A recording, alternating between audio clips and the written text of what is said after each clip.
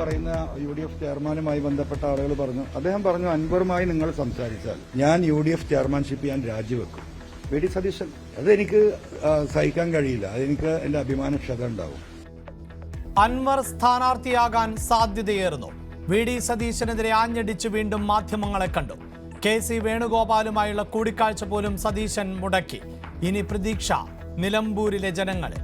മത്സരിക്കുന്നതിൽ തീരുമാനം ഉടൻ.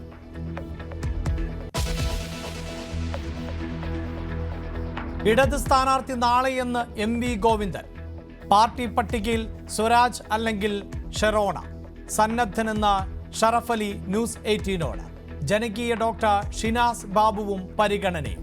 VV പ്രകാശിന്റെ മകളുടെ പ്രസ്താവന ആര്യാടൻ ഷൗക്കത്തിനെതിരെ ആയുധമാക്കി CPIM.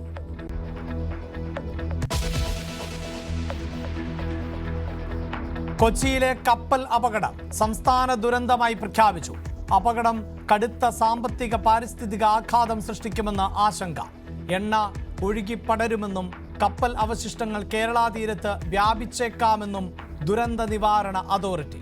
കൊല്ലം ശക്തികുളങ്ങരയിൽ തീരത്തടിഞ്ഞ കണ്ടെയ്നർ നീക്കുമ്പോൾ തീപിടിച്ചു.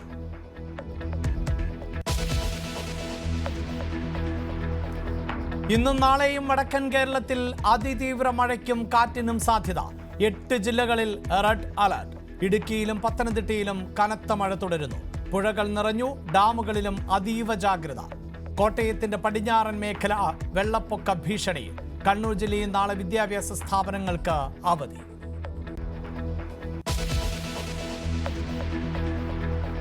മലപ്പുറം കൂരിയാട് ദേശീയപാത നിർമ്മാണം ആകപ്പാളി എന്ന ദേശീയപാത അതോറിറ്റി വിദഗ്ധ സമിതി റിപ്പോർട്ട്. മണ്ണ് പരിശോധന നടന്നിട്ടില്ല. കരാറുകാർ ക്രമക്കേട് കാട്ടി റോഡ് പുനർനിർമ്മിക്കണമെന്നും നിർദ്ദേശം. ഡിസൈനിൽ വീഴ്ച വന്നെന്ന് parliament accounts committee chairman KC Venugopal.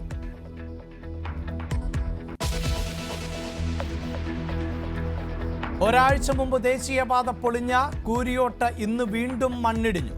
ഭിത്തി തകർന്ന സർവീസ് റോഡിൽ മണ്ണ് വീണു. കാസർഗോഡ് മാവുങ്കാലിലും ആശങ്ക. നിർമ്മാണം പൂർത്തിയായ ദേശീയപാതയിൽ കോൺക്രീറ്റ് അടർന്ന് കമ്പി പുറത്തുവന്ന നിലയിൽ.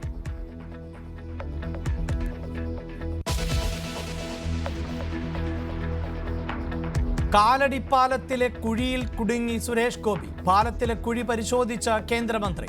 നാട്ടുകാരുടെ പരാതി കേട്ടു. പ്രശ്നം പരിഹരിക്കണമെന്ന് പൊതുമരാമത്ത് സെക്രട്ടറിക്ക് നിർദ്ദേശം.